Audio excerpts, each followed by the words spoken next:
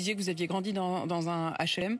Est-ce que vous estimez qu'il faut revoir tous les 2-3 ans les critères et éventuellement faire sortir ceux qui ne toucheraient plus, qui ne conviendraient plus aux critères? Ah, je pense que quand vous avez un casier judiciaire long comme le bras, vous ne devriez pas pouvoir bénéficier Donc pour vous, c'est même pas une question économique, d'un c'est une HLM. Madame, mais c'est une question de principe, madame. Le HLM, c'est quoi?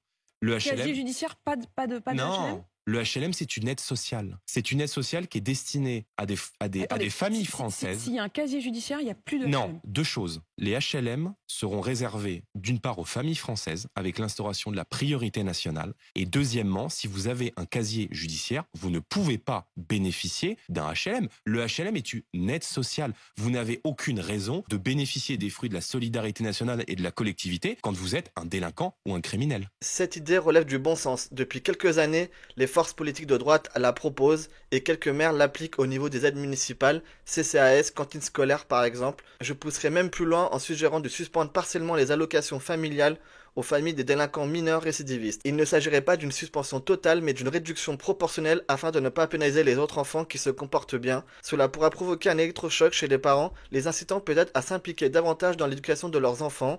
Quant à la question de l'attribution des logements sociaux, je propose qu'ils soient prioritairement attribués aux travailleurs rémunérés au SMIC exerçant dans des métiers en tension et qu'ils soient français ou ressortissants d'un pays de la zone euro.